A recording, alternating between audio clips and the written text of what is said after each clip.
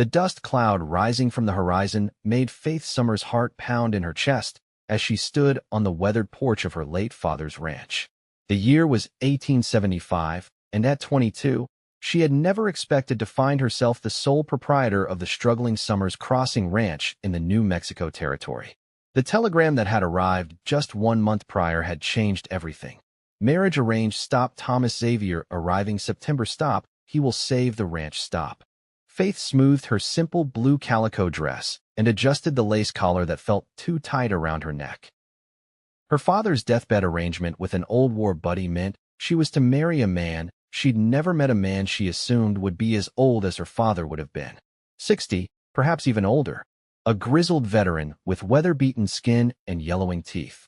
A good man, her father had assured her, but still a stranger. The rider was close enough now that she could make out the silhouette of a single horseman on a magnificent black stallion. Her mouth went dry. This was it. This was the moment her life would change forever. She straightened her back and lifted her chin, determined to face her future with dignity, even if it meant being tied to an old man for the rest of her days. The rider slowed his horse as he approached the ranch gate, and Faith caught her breath. He sat tall in the saddle, his broad shoulders blocking the setting sun. As he drew closer, Faith's eyes widened. This couldn't be Thomas Xavier. This man was young, perhaps 28 or 30 at most. His strong jawline was covered with a light stubble rather than the long white beard she had imagined. He dismounted with the ease of a man who had spent his life in the saddle, removed his hat, and revealed thick dark hair with a slight wave. His eyes, piercing blue even from a distance, locked with hers as he approached the porch. "Miss Summers." His voice was deep, with a slight drawl that suggested he'd spent time in Texas. "Yes," she replied, her voice barely above a whisper. "I'm Faith Summers." He climbed the steps and stood before her, towering a good head taller. Up close, she could see the fine lines around his eyes, not from age, but from squinting against the harsh western sun. "Thomas Xavier, madam. Though most folks call me Ty." He extended his hand, and she took it hesitantly. "You seem surprised." Faith swallowed hard. I was expecting." A smile tugged at the corner of his mouth. "An old man." She nodded, embarrassed by her assumption. His smile widened, revealing straight white teeth. "It's me, young and yours, if you'll have me." Faith felt her cheeks flush hot with embarrassment, and something else she couldn't quite name. "Please, Mr. Xavier, come inside. You must be tired from your journey." "Ty," he corrected gently. "If we're to be married, you might as well use my name." Faith nodded and led him into the modest ranch house. The main room served as both parlor and dining area, with a stone fireplace dominating one wall. She had spent the morning cleaning, polishing the few pieces of quality furniture that remained, and preparing a stew that now simmered on the cookstove. "Your father spoke highly of this place," Ty said, glancing around the room. "Said it had potential." Faith's hands twisted in her skirt. "It did once. But after the drought 2 years ago, and then the cattle fever last spring, we lost more than half our herd. The hands left when Pa couldn't pay them. I've been managing with just old Ezra, who's been with us since I was a child." Ty nodded, his expression thoughtful. "Your father and mine served together in the Mexican-American War. They saved each other's lives more times than either could count. When my father passed last year, I found letters your father had written asking for help. My father was too ill to respond, but I knew what needed to be done." "So you came out of obligation," Faith said, unable to keep the disappointment from her voice. Ty shook his head. "I came because I wanted to. Because 2 good men made a pact, yes, but also because I was looking for a new start myself." He hesitated. "I understand this is not what you expected. If you wish to call off the arrangement." "No," Faith interrupted, surprising herself with her quick response. "No, the ranch needs saving. I can't do it alone." A shadow crossed Ty's face, but he nodded. "Then I'll do everything in my power to help." Faith served the stew, and they ate mostly in silence, stealing glances at each other across the table. He was handsome, she couldn't deny that, with features that spoke of strength and character. His hands were calloused and strong, but he handled his utensils with unexpected grace. "Tomorrow I'll ride the property," Ty said as he finished his meal. "Get a feel for what needs doing first." "The south pasture fencing needs repair," Faith offered. And the creek that runs through the property has nearly dried up. We need to figure out why. Ty nodded. We'll start there. When it came time to retire for the night, Faith showed him to her father's old room. Standing in the doorway, an awkward silence fell between them. The preacher comes through town every third Sunday, Faith said finally. He'll be here in 10 days. For the wedding, Ty said, his expression unreadable. Yes. Faith looked down at her hands. Unless you'd prefer to wait longer, to get to know each other better. Ty's gaze was steady. I think we should stick to the plan. The sooner we're officially partners in this venture, the better for the ranch. But Faith, he said her name softly, causing her to look up. I won't rush you in other ways. Marriage is just a piece of paper until two people decide to make it more. Relief flooded through her. Thank you for understanding. He smiled, and this time it reached his eyes, causing small crinkles at the corners. Get some rest. We have work to do tomorrow. The next morning, Faith woke at dawn to find Ty already in the barn, saddling 2 horses. He had dressed in work clothes, faded denims, a blue cotton shirt with the sleeves rolled up, revealing muscular forearms, and a wide-brimmed hat that shadowed his face. Hope you don't mind, he said, nodding toward the second horse. Thought you might want to show me around yourself. Faith appreciated the gesture. This was her home, her land, and he was acknowledging that. I'd like that. They rode side by side across the pastures. Faith pointed out the creek bed, now barely a trickle, and the broken fencing. She showed him the best grazing lands and the areas where the soil had grown too poor to support much vegetation. All the while, she was acutely aware of his presence beside her, solid, confident, yet not overbearing. At the far edge of the property, they stopped on a rise that overlooked the valley. In the distance, the mountains rose purple against the clear blue sky. It's beautiful land, Ty said. It was my mother's family's originally, Faith told him. They were some of the first settlers here. My father came through with the army, met my mother in town, and never left. She smiled at the memory. He used to say she lassoed him faster than he could rope a wild Mustang. Ty laughed, a warm sound that seemed to fill the space between them. Sounds like they had a good marriage. They did. Faith's smile faded. When she died of the fever 10 years ago, something in Pa died too. He kept going for my sake, but the ranch started to suffer. He just didn't have the heart for it anymore. Ty studied her face. And you? Do you have the heart for it? This land is in my blood, she answered without hesitation. I won't give up on it. He nodded, seeming satisfied with her answer. Then we'll bring it back together. Over the next week, they fell into a routine. Ty would rise before dawn and handle the morning chores, then work on the most pressing repairs. Faith managed the house, cooked their meals, and helped with whatever task she could. Old Ezra, a weathered black man who had been freed during the war and stayed on with the Summers family out of loyalty, taught Ty the peculiarities of the land and weather patterns. They spoke little during meals, but the silence became less awkward and more companionable. Faith found herself watching Ty when he wasn't looking, the way his hands moved with purpose, the thoughtful expression he wore when considering a problem, the rare but genuine smile that transformed his serious face. One evening, after a particularly hard day's work repairing the damaged well pump, Ty came in later than usual. Faith had kept his dinner warm, and as he washed up at the basin on the back porch, she couldn't help but notice the weariness in his shoulders. You're pushing yourself too hard, she said, placing his plate on the table. He sat down heavily. There's a lot to do before winter. Yes, but you won't be any good to the ranch if you work yourself into exhaustion. He looked up, surprised by her concern. I suppose you're right. After he ate, instead of immediately retiring as had become his habit, he lingered at the table. Faith brought out a chess set that had belonged to her grandfather. Do you play? She asked. My father taught me. Ty's eyes lit up at the sight of the carved pieces. Though I haven't played in years. They set up the board, and as they played, Faith found herself relaxing. Ty was a thoughtful player, considering each move carefully, but not without a sense of humor when she captured his pieces. You're quite good, he said after she checkmated him in their second game. Pa and I played often during the winter months when there wasn't much else to do.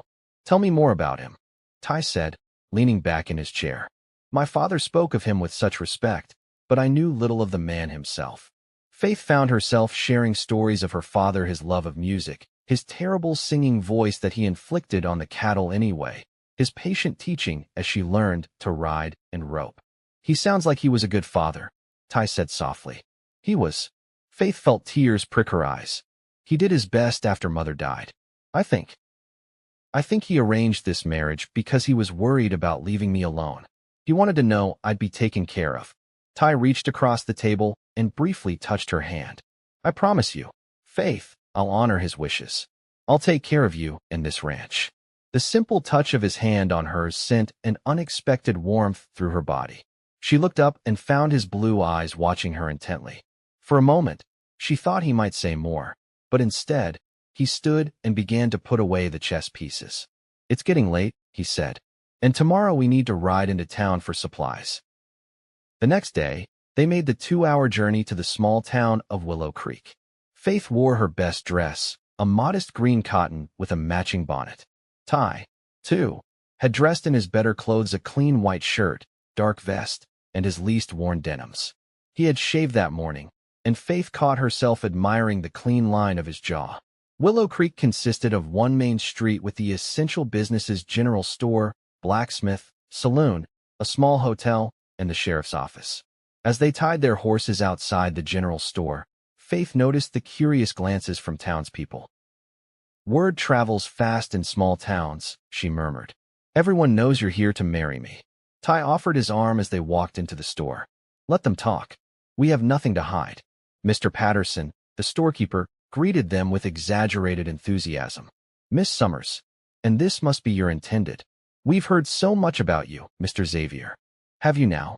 Ty's voice held a note of amusement. All good, I hope. Oh, of course. Everyone's just pleased as punch that the Summers place will be back in working order. Fine piece of land, that. As they gathered their supplies, Faith was aware of several women entering the store on flimsy pretexts, their curious eyes taking in every detail of Ty's appearance. She couldn't blame them. He cut an impressive figure with his tall frame and confident bearing. Something possessive stirred within her that she hadn't expected to feel.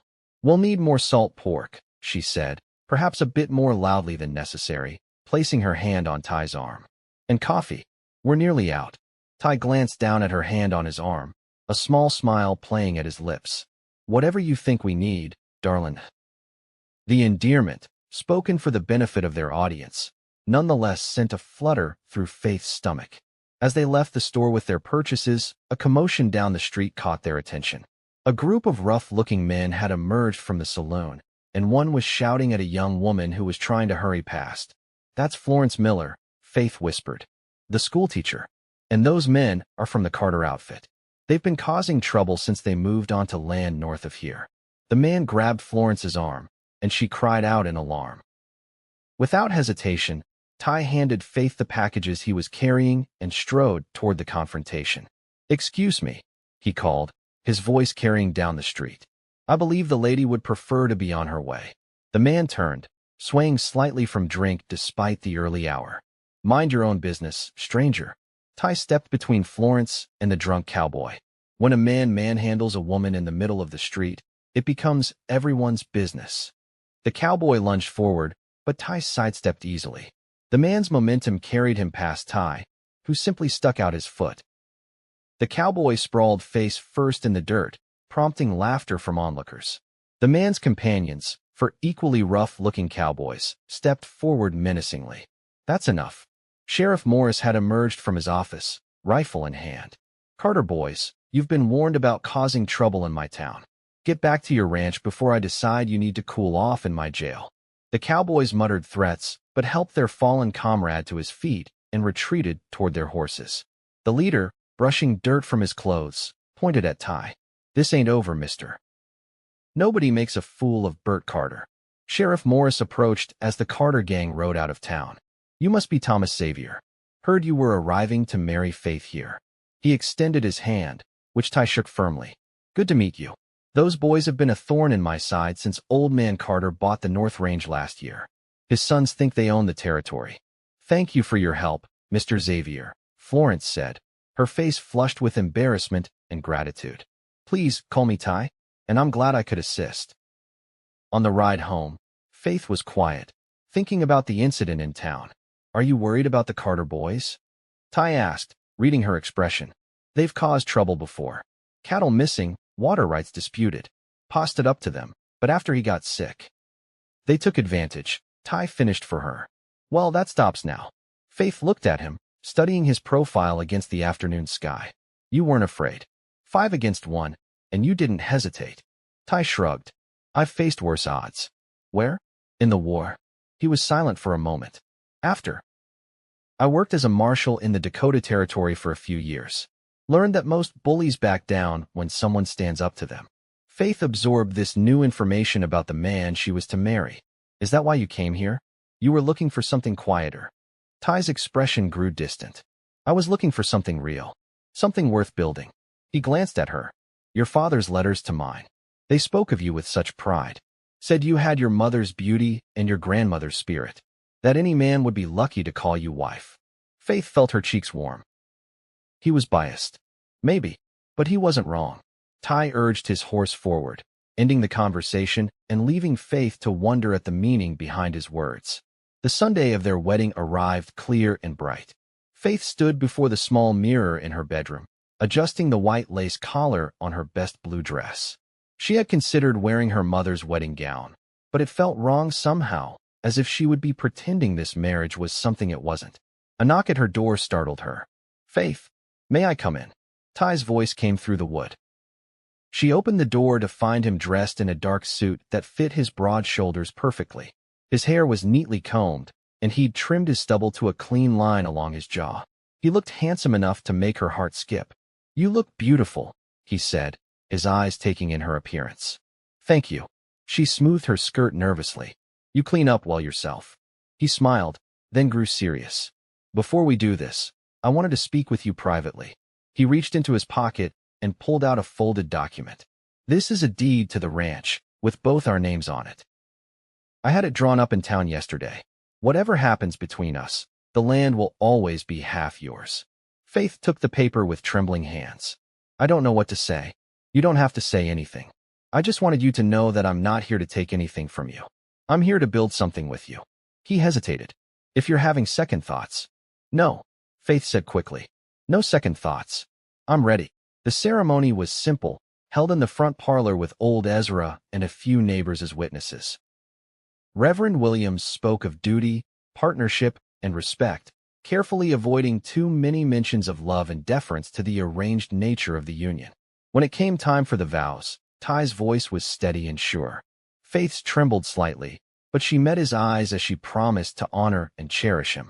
When the Reverend pronounced them man and wife, Ty leaned down and placed a gentle, brief kiss on her lips there first. The warmth of it lingered long after he pulled away. The small gathering shared a meal Faith had prepared the day before, and by late afternoon, the last guest had departed. Faith busied herself with cleaning up while Ty saw the Reverend off. When he returned to the house, an awkward silence fell between them. They were married now, alone in what was officially their home. I've moved my things to the main bedroom, Ty said finally. But I've made up a bed for myself in the small room off the kitchen. I meant what I said before. I won't rush you. Faith felt a complex mix of relief and disappointment. Thank you. That's considerate. Later that night, lying in her bed, though she slept in it alone, Faith thought about the man sleeping down the hall. Her husband. The word felt strange. 3 weeks ago, she hadn't known he existed. Now they were bound together by law and circumstance. She wondered if that would ever be enough. The days following their wedding brought little change to their routine, except that Ty now introduced Faith as my wife when they encountered neighbors or townspeople. Each time he said it, she felt a small thrill, followed by the sobering reminder that theirs was a marriage of convenience. A week after the wedding, Faith was in the kitchen garden harvesting late vegetables when she heard riders approaching. She stood, shading her eyes against the sun, and her stomach dropped when she recognized Bert Carter and 3 of his brothers. She hurried to the barn where Ty was repairing tack. The Carter boys are here. Ty's expression hardened.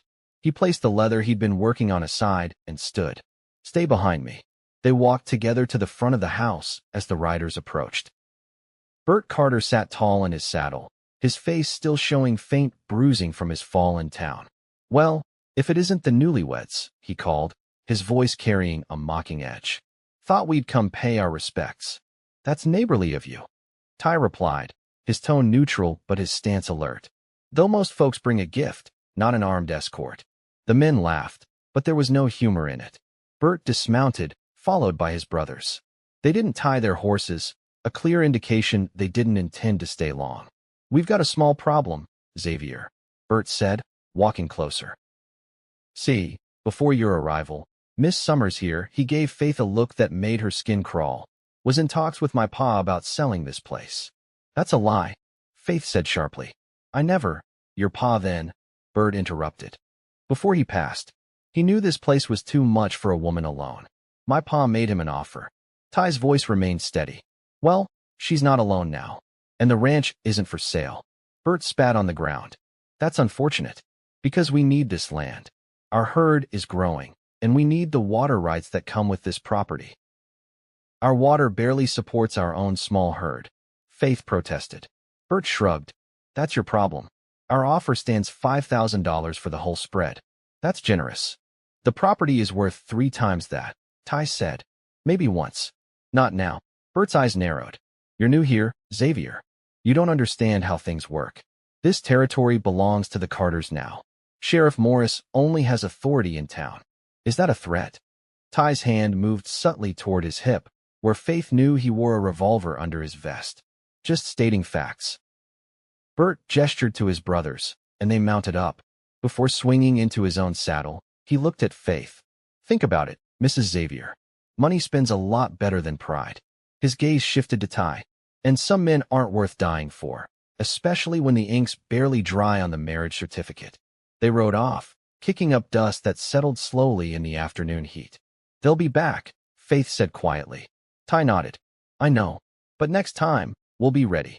That night, as they sat on the porch watching the sunset, Faith found herself studying Ty's profile.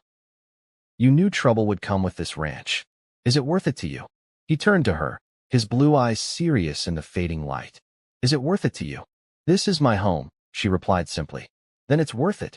He reached over and took her hand, his calloused thumb stroking across her knuckles. Faith, I need to tell you something. When I agreed to come here, to honor my father's promise to yours, I thought I was doing a duty. But these past weeks... He paused, seeming to search for words. I find myself thinking less about obligation and more about you. About us. Faith's heart quickened. What are you saying, Ty? I'm saying that I'm glad it was you I found at the end of that long ride. That every day, I find new reasons to be grateful for this arrangement. His fingers tightened around hers. I'm saying that I'm beginning to care for you in ways that have nothing to do with promises or property. Faith felt tears spring to her eyes. I feel the same, she whispered. I was so afraid of marrying a stranger, but now I'm afraid of something else entirely. What's that? Of caring too much. Of losing you to men like the Carters who think they can take whatever they want. Ty brought her hand to his lips and pressed a kiss to her palm. You won't lose me. I promise you that. That night, for the first time, Faith asked Ty to stay with her in their bedroom. Their coming together was gentle and reverent, a physical expression of the feelings growing between them. Afterward, as she lay in his arms, Faith felt a sense of rightness that she had never expected to find in this arranged marriage. I think I'm falling in love with you, she murmured against his chest. He stroked her hair, his voice warm in the darkness. I think I've already fallen. The next morning, they were awakened by the sound of gunshots. Ty was out of bed in an instant, pulling on his trousers and grabbing his revolver. Stay here, he ordered, but Faith was already reaching for her robe. This is my home too. I won't hide. They rushed outside to find old Ezra in the yard, rifle in hand. Several of their cattle lay dead in the nearest pasture, and the fence had been cut in multiple places. It was the Carter boys, Ezra said grimly. Rode through before dawn. I got a shot off, might have winged one of them, but they was too many and too fast. Ty's face was thunderous. This ends now. What are you going to do? Faith asked, fear gripping her heart.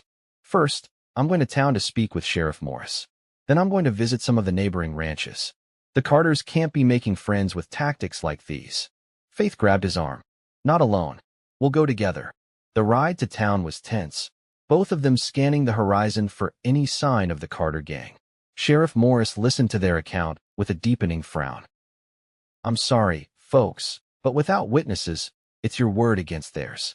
And the Carters have been throwing money around town, buying influence. So you'll do nothing? Faith asked incredulously. The sheriff had the grace to look ashamed. I didn't say that. I'll ride out there, have a word. But don't expect much. As they left the sheriff's office, a voice called out to them. Mr. and Mrs. Xavier. They turned to see Florence Miller, the schoolteacher, hurrying toward them. I heard what happened at your ranch. The Carter boys were in the saloon last night, bragging about their plans. Did anyone else hear them? Ty asked urgently. Florence nodded. Half the town, but most are too afraid to speak against them. She hesitated. My brother Frank has a spread next to yours. He's organizing some of the smaller ranchers. They're meeting tonight at his place. You should come. That evening, Faith and Ty rode to the Miller Ranch, where they found a dozen grim-faced men gathered in the barn. Frank Miller, a stocky man with the same earnest expression as his sister, greeted them warmly. The Carters have been pushing all of us, he explained. Cutting fences, diverting water, threatening hands. Individually, none of us can stand against them. But together, plans were made. The ranchers would form patrols, watching each other's property in shifts. Any trouble would bring a swift, unified response. Ty was nominated to coordinate the effort, his experience as a marshal making him the natural choice. As they rode home under a canopy of stars, Faith felt both fear and hope battling within her. Do you think it will work? She asked. It has to, Ty replied. Men like the Carters only understand strength. Alone, we're vulnerable. Together, we have a chance. For the next week, the strategy seemed to be working. The Carters made no more raids, though they were spotted near boundary lines several times, always retreating when they saw the armed patrols. Faith began to hope that perhaps the worst was over. Then came the night of the fire. They were awakened by old Ezra pounding on their door. The barn's burning. They rushed outside to find the structure engulfed in flames. The horses were screaming inside. Without hesitation, Ty ran toward the inferno, Faith right behind him. Together, they managed to open the stalls and drive the panicked animals outside, but the barn itself was beyond saving. As they stood watching it burn, covered in soot and gasping for breath, Ty pulled Faith close. Are you all right? She nodded against his chest, her eyes fixed on the destruction. They won't stop, will they? No, Ty said grimly. But neither will we. The next day, riders from neighboring ranches arrived to help clear the debris and begin rebuilding. Women brought food, men brought tools and lumber, and by sunset, the framework of a new barn stood where ashes had been that morning. Faith watched Ty working alongside the others, his shirt sticking to his back with sweat, his face streaked with dirt. He caught her watching and smiled, and in that moment, she knew with absolute certainty that she loved this man not because of arrangement or obligation, but because of who he was. As the last of the neighbors departed, thanking them for the meal Faith had provided, Frank Miller stayed behind. Carter and his boys were in town today, he said quietly, drinking heavily and making threats. Word is they plan to drive you out for good. Ty's expression hardened. Let them try. That night, they made preparations. Old Ezra took up position in the hayloft of the partially rebuilt barn, rifle at the ready. Ty and Faith remained in the house, windows darkened, watching the road. Shortly after midnight, they spotted the riders, at least 10 of them, approaching slowly from the north. Stay inside, Ty told Faith, checking his revolver. She shook her head, holding up her father's old shotgun. This is our home. I'll defend it alongside you. He looked at her for a long moment, then nodded. Together, then, they positioned themselves on the porch, the darkness concealing them from the approaching riders. Ty had sent word to the neighboring ranches earlier, but help might not arrive in time. The Carter gang stopped about 50 yards from the house. Bert's voice carried clearly through the night air. Xavier, we know you're in there. Come out and face what's coming to you. Like you faced us, Bert. In the middle of the night, setting fire to a barn with animals inside, Ty called back. That's not the work of a man. That's the work of a coward. Bert's angry shout was followed by gunfire. Bullets splintered the wood of the porch railing as Faith and Ty ducked for cover. On my signal, aim for the ground in front of them, Ty whispered. We want to scare them off, not kill anyone if we can help it. Faith nodded. her hands steady on the shotgun despite her racing heart. Ty fired first, his shot kicking up dirt just before the lead horse. Faith followed with the shotgun, the blast causing several horses to rear in panic. From the barn, old Ezra's rifle cracked, adding to the confusion. The Carter boys returned fire wildly, most shots going wide in the darkness. Ty and Faith maintained their disciplined approach, aiming to frighten rather than hit the riders. Suddenly, shouts came from behind the Carter gang. Lanterns appeared on the road, illuminating at least 20 riders approaching fast. "That'll be Frank and the others," Ty said, relief evident in his voice. Caught between the defending fire from the ranch and the approaching reinforcements, the Carter gang's resolve broke. They wheeled their horses and fled into the night, Bert's curses fading with distance. Frank Miller rode up to the porch, a dozen men behind him. "Everyone all right here?" Ty nodded, his arm around Faith's shoulders. "Thanks to you all." "No need for thanks," Frank replied. "This is what neighbors do." And the Carters needed to learn that lesson. The next morning, Sheriff Morris arrived with surprising news. Bert Carter took a bullet in the shoulder last night. His pa brought him to the doctor in town, raising holy hell about ambushes and murder attempts. "It was self-defense," Faith protested. "They came to our property with guns drawn." The sheriff held up a hand. "I know that. And so does everyone in town who's watched the Carters' behavior these past months. Old man Carter's been trying to buy up the whole territory, thinking money would let him do as he pleased." He smiled slightly. "But it seems he's finally met his match. He's loading up his family and heading back to Texas. Says this territory's gotten too unfriendly for his taste." Relief washed over Faith. "They're really leaving?" "Train tickets purchased for tomorrow. And good riddance, I say." After the sheriff left, Ty pulled Faith into his arms. "It's over," he murmured into her hair. "We did it," she said, her voice thick with emotion. "We saved the ranch. We saved more than that." Ty pulled back to look into her eyes. "We built something here, Faith. Something real. I love you," she said simply. "Not because my father arranged it, or because you saved the ranch. I love you because of who you are. And I love you," he replied, stroking her cheek. "The moment I saw you standing on this porch, looking at me with those wary eyes, I knew I'd found something worth fighting for." He kissed her then, deeply and thoroughly, a promise of all the days to come. 1 year later, Faith stood on that same porch, watching the horizon. The ranch had flourished under their joint care. The cattle herd was growing again, the fences were mended, and a new barn stood proud and sturdy. Most precious of all was the small bundle in her arms, their 2-month-old daughter, Margaret, named for Faith's mother. The sound of hoofbeats made her smile. Ty appeared, riding in from checking the north pasture. He dismounted with the same easy grace she had first noticed, but now there was a lightness to him that hadn't been there before. Happiness, she realized. The same happiness that filled her own heart. He climbed the steps and kissed her, then pressed his lips gently to their daughter's forehead. "How are my girls today?" he asked, his voice tender. "Missing you," Faith replied, "even though you were only gone a few hours." He chuckled, wrapping an arm around her waist. "Well, I'm home now, and I'm not going anywhere." Together, they watched the sunset paint the land in gold and crimson, their daughter sleeping peacefully between them.